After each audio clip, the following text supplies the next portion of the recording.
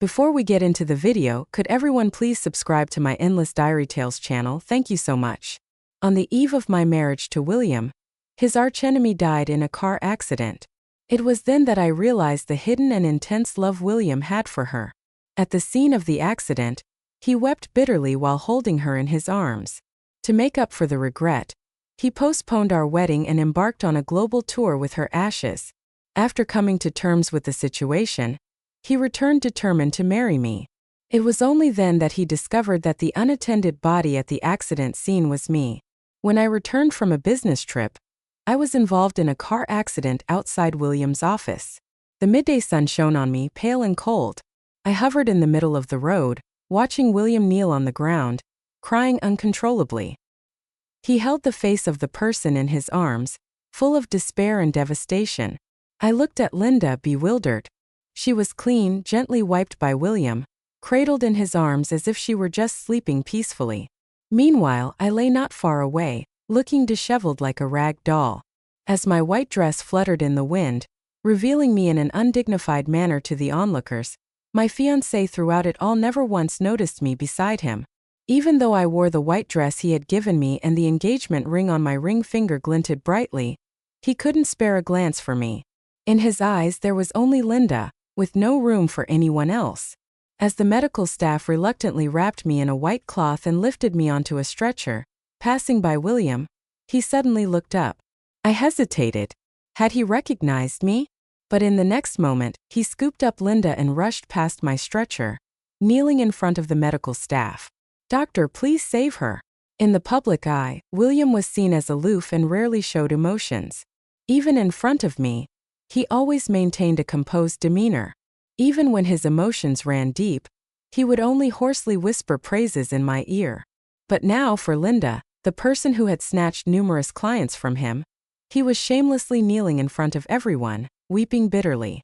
As I scrutinized William's face, his features, finely sculpted as if by an artist, betrayed a total breakdown of his usual restrained expression. Twisted and intense emotions filled his eyes like a rabid, out-of-control dog. Now I understood that he wasn't incapable of expressing emotions. It was just that his disdain, his anger, his love, they were all directed at Linda.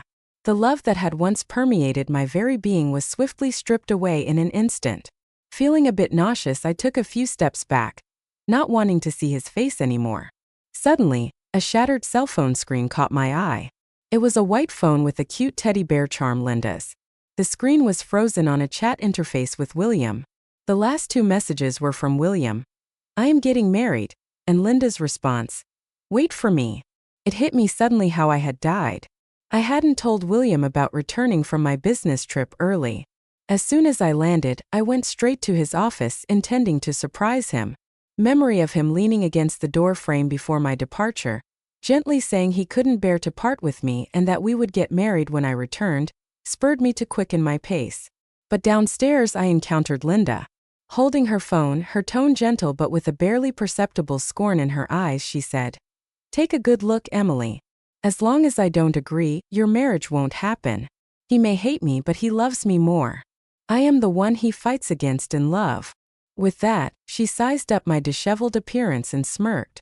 "Hope you have some self-awareness and voluntarily step back. I don't want to take action against you." I raised my hand and slapped her. After that, my memory becomes hazy, remembering only scattered scenes. The out-of-control van, screaming pedestrians, and William stumbling towards Linda's figure. For some reason, my soul couldn't stray too far from William. I followed him to the hospital, only to be driven away by Linda's family. Returning home, William locked himself indoors. He turned off his phone and wallowed in drunkenness on the couch. He had once remarked that alcohol was harmful to the brain, and at our engagement banquet, he hadn't touched a drop. But now, he drank day and night, seemingly intent on drinking himself to death to join Linda. It wasn't until the fourth day that Louis burst in with his assistant, forcibly punching William. "William, I know you're in pain, but you must pull yourself together today. Aren't you going to her funeral?" William turned his head after being struck, disheveled hair falling over his forehead, looking utterly haggard. He chuckled softly and spoke faintly. "Louis, I regret it. I should have realized my feelings earlier. When Linda was alive, I was always against her. She didn't even know I loved her. Louis faltered. Linda? Not Emily. At the mention of my name, William had a momentary pause. He closed his eyes, pressed his forehead, and in a gruff voice asked, "Was she the one who sent you?" But Linda was already dead. What was she quarreling with a dead person for? It's not like he wasn't going to marry her. The wedding date was simply postponed. Tell her not to make a scene. I stared at William, who was devoid of any guilt. The assistant, upon hearing this, started to say something, but Louis interrupted him with a raised hand. He looked at William coldly, smiling. "All right, since you've made up your mind, then wait for her to return from her business trip, and she and I will have a chat. I hope you don't regret it." With that, he turned and left with his hesitant assistant. I followed them to the stairs and overheard the assistant cautiously asking, "Shouldn't we tell William about Emily's situation?" Louis hesitated, his voice hoarse and weary. "I'll handle Emily's matter. Don't tell William yet. He can't handle it. And most importantly, I don't think Emily would want to see him." Leaning against the door frame, I watched Louis, his eyes red with tears, and let out a bitter smile. The three of us had grown up together in an orphanage and later after graduation, we co-founded the current company. Back then, William and I lived in a humble basement together. When he returned from his engagements and saw me eating instant noodles, he would embrace me with pity, promising to never disappoint me and to provide me with a happy home. His greatest wish back then was to marry me in grandeur. But now he lived in a penthouse in the city center, and his biggest worry was how to shake me off. 3 days later, I still hadn't found a way to leave William. But he, in an unusual fashion, cleaned himself up immaculately. Bewildered, I followed him until he knelt in front of Linda's mansion. It was then that I understood his intentions. He wanted Linda's ashes. Though mentally prepared, my heart ached instinctively. A week passed, and he showed no concern for my absence or whether I was in danger, but he would kneel in front of the enemy's mansion, begging for her ashes. Linda's family was all about profit. They didn't care about the insignificant death of one daughter. They only wanted to wring out her last bit of value. They wanted to trade Linda's ashes for the most important project in my hands. The project was one I had worked tirelessly on for months, accompanying clients to the brink of exhaustion, finally securing it after 3 days in the hospital. At that time, William had uncommonly scolded me, accusing me of not taking care of myself. And now, without hesitation, he agreed to the trade. Amidst the heartache, I felt a pang of regret. The efforts I had put in for our future had ultimately become a stepping stone for him to pursue Linda. The urn was handed over by Linda's half-brother, Peter. William accepted it cautiously. As the ambient lights flickered, he looked down, his dark lashes casting faint shadows on his fair face. A tear slid from his reddened eyes. "Thank you." His raspy voice dissipated with the wind. The last bit of love in my heart shattered. After receiving the ashes, William rushed unrelentingly to the airport. On the way, he received a call from Louis. The voice on the other end sounded distorted and agitated. "Your assistant said you booked a world tour cruise ticket and are leaving today. William, have you lost your mind?" William silently held the receiver further away, clutching the urn tightly. The clear black hues in his eyes exuded a delicate tenderness. "Yes, with Emily. We missed out on so many years, and I don't want to have any more regrets. I want to love her purely and completely for a year." A smile played on his lips. As for Emily, the wedding date was postponed. Louis fell silent for a while, finally unable to bear it, and roared, "How dare you mention Emily? She's already dead. She died right in front of you." William lowered his eyes and sighed softly. "Louis, why are you still indulging in this nonsense? We haven't even been out these days. How could she have died in front of me? Stop making these tasteless jokes in the future." Louis became extremely angry and laughed. "I'm not joking. Believe me. You're not fine, Louis. No matter what you say, I won't come back.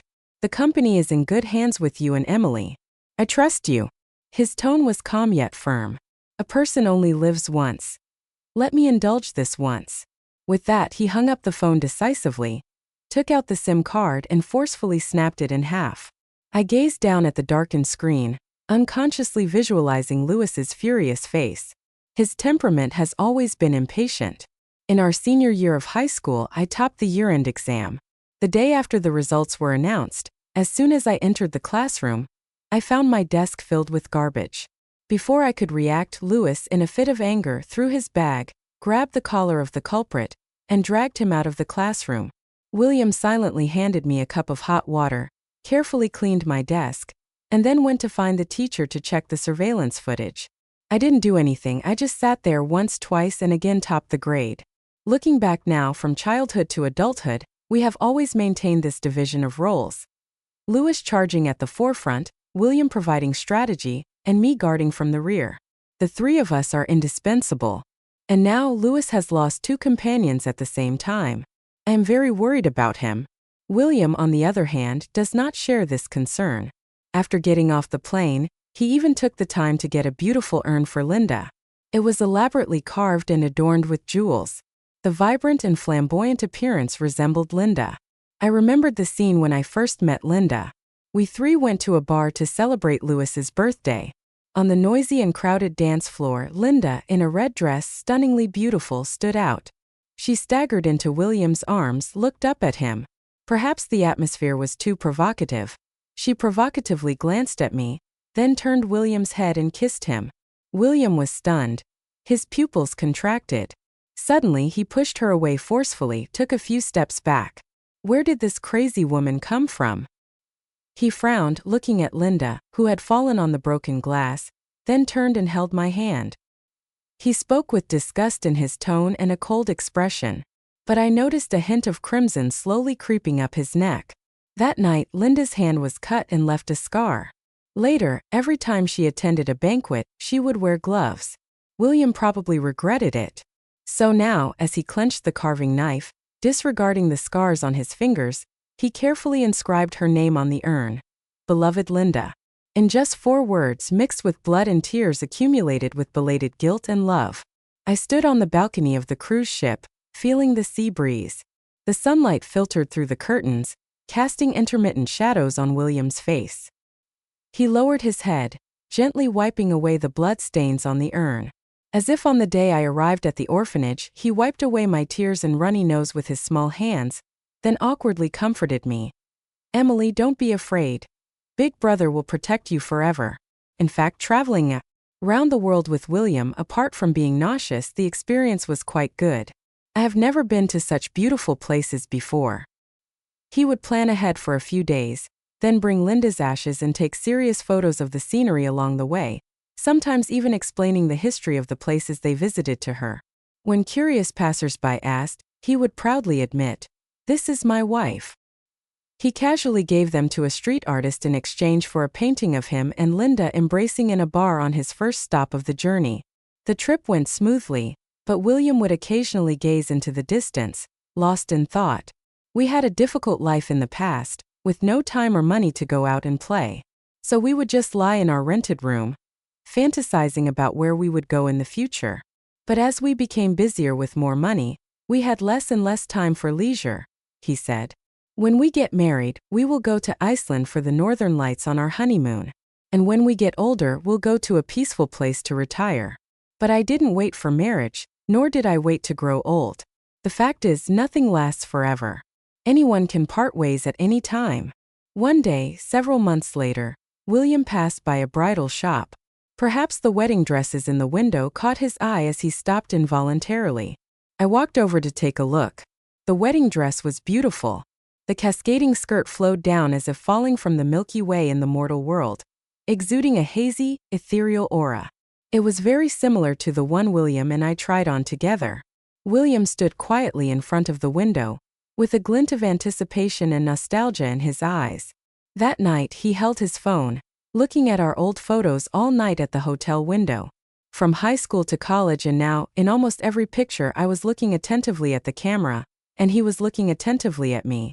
Old photos flashed on the screen, and finally William's fingers stopped at my high school graduation photo.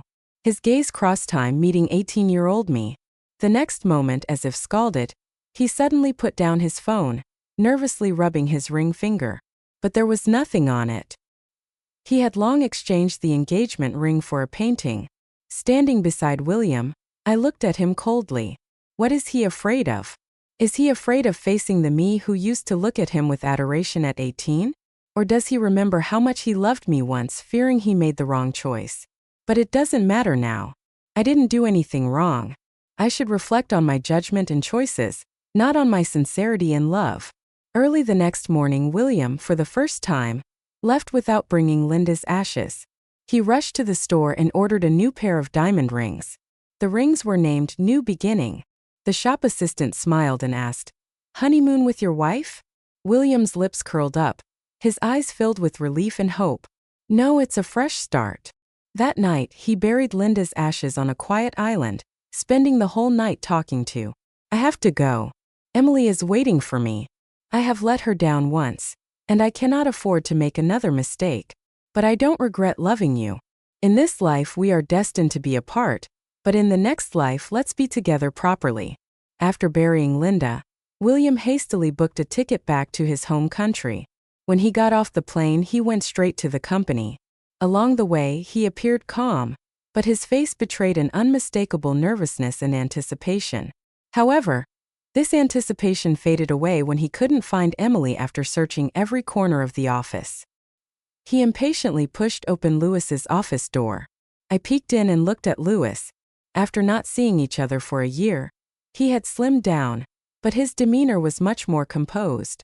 Seeing William bursting in so recklessly, he just gave him a disdainful glance. "Where's Emily? Is she avoiding me?" William's voice was quiet, tinged with weariness. Louis stared at him intently. After a while he scoffed, "Didn't I tell you already? She's dead. Died in the same car accident as Linda." William was stunned. The diamond ring box slipped from his hand.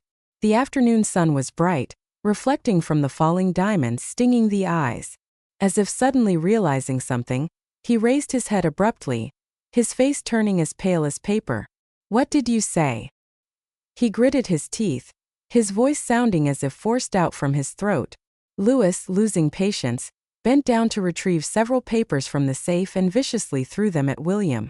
"She died together with Linda in front of you. Before she died, she was struggling to crawl towards you, trying to seek help from you. Didn't you see it?" The sharp edges of the papers cut William's skin, and he turned his head. A few traces of blood appeared on his fair face. His tall figure trembled for a moment, gazing blankly at the falling papers. "That is my death certificate. No, it can't be. This is not her." William collapsed on the ground, clutching at his chest, gasping desperately. I bent down to take a look. It's quite bizarre to be able to see your own death certificate with your own eyes. In just a few lines, it encapsulated my 27 years of life. Louis's eyes were fierce, his voice suppressed with anger. "The day she returned from a business trip and came to the company to find you, she coincidentally ran into Linda downstairs. A car lost control and crashed into them both.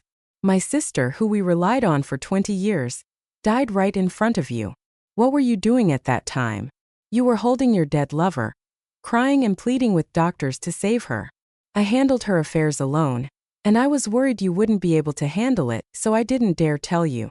During those days I couldn't eat or sleep well. Every time I closed my eyes, I could see Emily crying out to me in pain. But what did you do? You disappeared with your dead lover's ashes. William, why couldn't it have been you who died then?"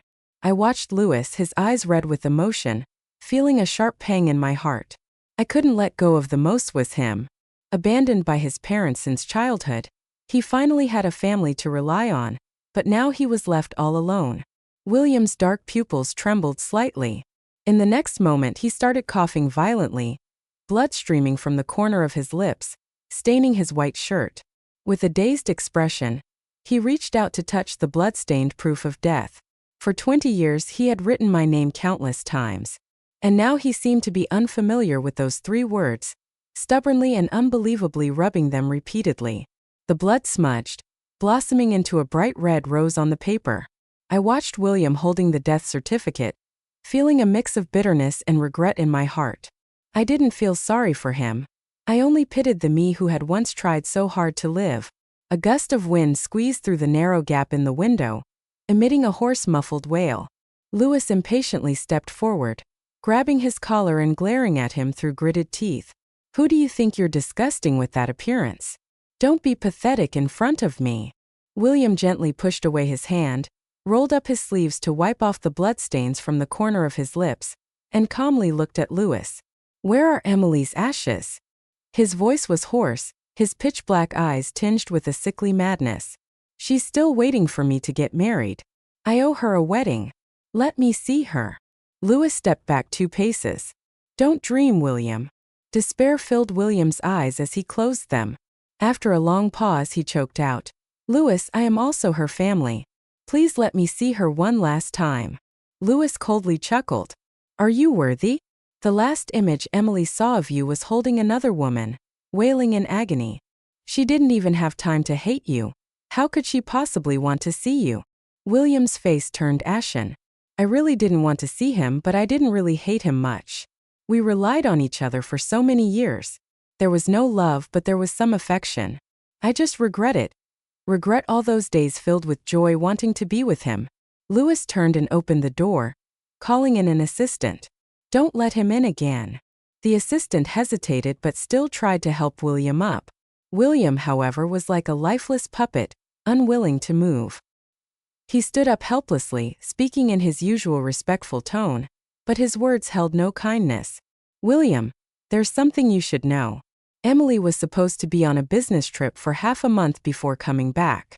But in order to be back in time for your birthday, she worked overtime to compress the schedule into a week just to surprise you. As he spoke, he hurried back to his desk and took out a thick stack of envelopes. I remembered. Every time before going on a trip, I would leave him a letter. It wasn't really a farewell, just a comfort. Because William's parents died in an accident when he was 4 years old, leaving no words behind, this had left a deep psychological scar on him.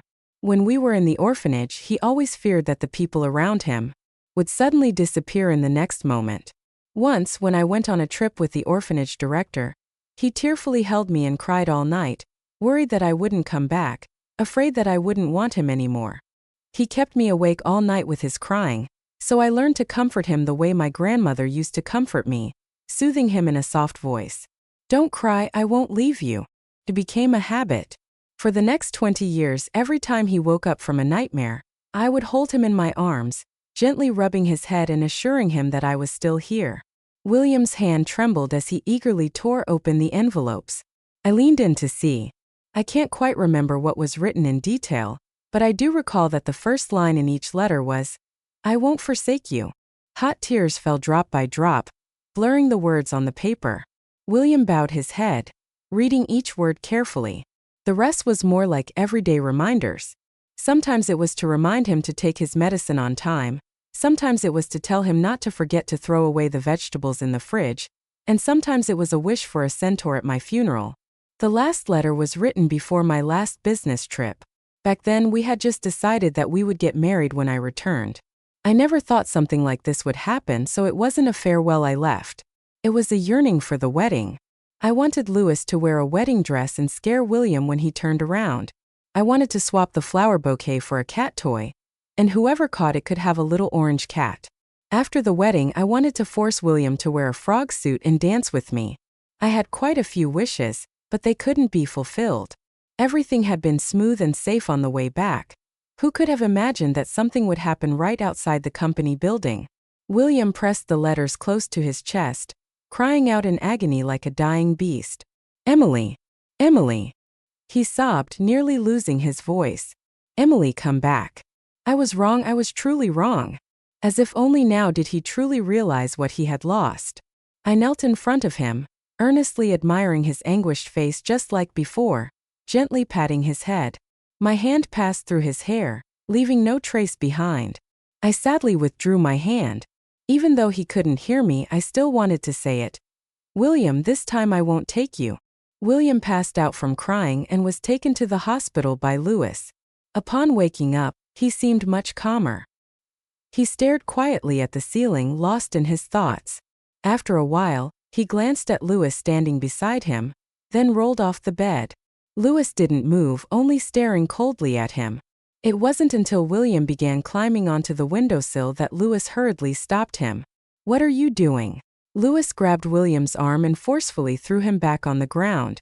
William struggled to stand up, silent, and attempted to climb back onto the windowsill. Louis couldn't bear it and raised his hand to punch him. "What are you doing going crazy, William?" I wiped away the blood from his nose and spoke nonchalantly. "I'm going to be with Emily. She's scared to be alone. You have to manage the company. You can't go with her, so I'll go." I was shocked and took a few steps back. "Don't come to be with me. I'll find it annoying." Louis sneered, his tone ice cold. "Be with her? Are you even worthy? You should live well and spend the rest of your life in pain and despair to atone." "I don't think so. How could someone like him, who was fickle-minded, sincerely repent for a lifetime for my sake?" Even Linda, whom he loved to the point of heartbreak, was carelessly buried by him. Louis waved at the door and called in a few strong caregivers. "Watch him, don't let him die." With that, he turned and left. Before leaving, he glanced at William and threatened fiercely, "If you die, I'll pour your ashes into a stinking gutter so you'll never see Emily." William had no reaction. I started to panic. If he was trapped here, didn't that mean I was also trapped here? "Louis, how could you betray your teammate like this?" Caregivers couldn't stop someone determined to die. William had secretly saved up sleeping pills for half a month. Then one evening, he swallowed them all without the caregivers noticing. I wasn't too concerned about whether he lived or died because all this time I had never seen another soul. As William gradually fell into a deep sleep, my mind also began to drift. Time raced like a runaway horse in my ears. The setting sun slowly climbed up the pile of test papers and textbooks on the desk. I stared at the dusty chalkboard, surrounded by the chattering noise of classmates. "Emily." The clear voice of a young man sounded charming amidst the noisy chatter. I turned to look. 18-year-old William, with slightly curly hair, emitted a golden light as it swayed with his breathing and the breeze. "Emily, it's really you." His eyes red, he carefully took my hand, pressing it against his cheek and gently rubbing it. "Are you here to pick me up? I heard that after people die, their loved ones come to take them away. Is it true?" Suddenly, everything fell silent. Time seemed to freeze at that moment, with only his rapid breaths and some unknown device beeping. I indifferently tried to pull my hand back, but he held onto it tighter. "It's not me." William paused. "Why not?" I lightly repeated. "Why not? Is it my unconditional love that made you forget to look in the mirror? What gives you the audacity to think that after you die, I would overlook past grievances to come and get you?" William was taken aback. "No, Emily, I didn't know that the one next to you was you." His tears fell on my hand like raindrops, crying like a lost puppy. With my school uniform sleeves, I wiped them away, asking him if he knew if it still meant anything. Clutching my hand, he whispered with quivering dark lashes, "Emily, I'm sorry. It's my fault. I love you. I just want to be with you. He trailed off. "You just what?" I turned my head to look at him quietly. "You're just fickle, you're just tired. You think life is too mundane and want to seek different excitements. You feel that I'm not only your lover but also your family, that I will always tolerate you, always waiting for you," I said to him. I sighed and slowly untangled his fingers one by one. "William, deep down you are just a selfish person. I shouldn't have had hope in you," I continued. William closed his eyes, unable to look at me. "Emily, I'm sorry," he said. Maybe he didn't remember, but he was the one who confessed his feelings first. He said he would never leave me no matter what. The person who once said he would love me forever ended up apologizing. I replied, "Emily, you can hit me, curse me, hate me, but you can't let me go," William pleaded, looking guilty and desperate. I chuckled lightly. "William, do you know what? Actually, even after I died, my soul has always been by your side," I said. He suddenly looked up as if realizing something, and his face instantly turned ugly. "I watched you cry your heart out for Linda. Saw you give away my project, watched you travel around the world with her. I saw you go to places I had always wanted to go. It's sickening. During that time, I never stopped wanting to leave you," I said. He tried to persuade me to stay, but I impatiently pushed his hand away. "All right, that's it, William. We were doomed from the start. Let me go," I said as I stood up and walked towards the bright light. This time, William didn't follow. Balanced karma will eventually bring reconciliation, and everything will go as planned. Just now, I probably figured out why I was stuck by William's side. It was because of our engagement. I toyed with the hot, tightly bound diamond ring on my finger. Why should I thought. He lost his ring, but it's me who is trapped. The diamond on my hand sparkled with faint light. William proposing to me, his face filled with excitement and determination, his vows still echoing in my ears as if it was just yesterday. I lowered my eyes and decisively took off the ring. The ring dissolved into silver light little by little. I felt a long-lost sense of relief. My body felt light, as if it could take off at any moment. At the end of the bright light, I saw Linda. She leaned against the wall, looking at me with a complex expression. "Why did he choose you in the end?" she asked. I glanced at her, politely replied, "It's none of your business," and continued walking forward. I ignored her further questioning. "Aren't you regretting leaving him like this?" I didn't answer her. Regret? I was brave, honest, capable of loving and hating. I hadn't done anything wrong. The one who should regret is not me. I can't remember which Friday night it was. I had dinner with Emily and William as usual, then left. Many years later, I realized that it was just an ordinary farewell that night, and I would never see them again in this life. William didn't make it. He took too many sleeping pills and had no desire to survive. All my family is gone. In the end, I couldn't bear to scatter his ashes into the sewer. After all, we grew up together as brothers. So I found a place where he and Linda were buried together. I buried them side by side. Emily's epitaph was engraved according to what she had mentioned before. Broken earth, half-star, poor review. Every few weeks, I would go visit her, tidy up her grave, and pour her some tea. Sometimes, when work got too busy, I couldn't make tea in time. I'd just pour some oriental tea leaves there. After all, she wouldn't be able to taste it. Recently, the gap under her tombstone was filled with 4-leaf clovers. As I approached, they would sway and nod. It was as if Emily, sitting on the swing in the orphanage, was waving and calling me her brother from a distance. 5 years after getting married, my daughter was born. She was tiny, even smaller than Emily when she first came to the orphanage. When I received her from the nurse, I was stunned. Tears flowed uncontrollably. On her shoulder, there was a birthmark in the shape of a 4-leaf clover, gently waving at me with her breath. Actually, the first time I saw William was not in a bar. It was at a company presentation. The three of them sat together like an inseparable triangle. William was attentively looking at Emily, not sparing a single extra glance for anyone else. She raised her hand. He handed over water. She shrank her neck. He gave her a coat. I was envious. Meanwhile, my half-brother came up to me disgustingly. "Getting into the company doesn't mean anything. Dad won't entrust important projects to a girl. The family's fortune is all mine. Don't have any fantasies." I was even more envious of Emily. What does it feel like to be loved by someone who is attentive and caring? That day in the bar, I boldly approached him. Although he pushed me away, both he and I knew he took the bait.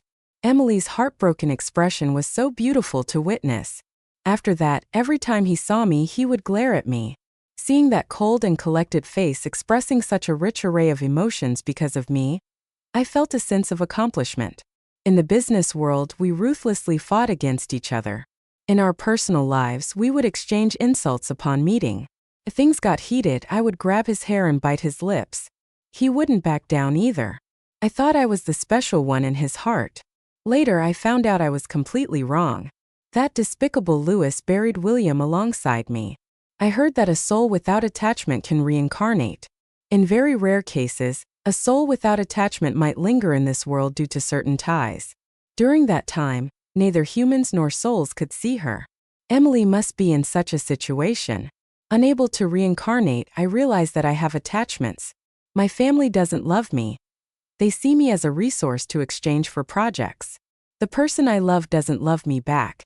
He sees me as a plaything for seeking excitement.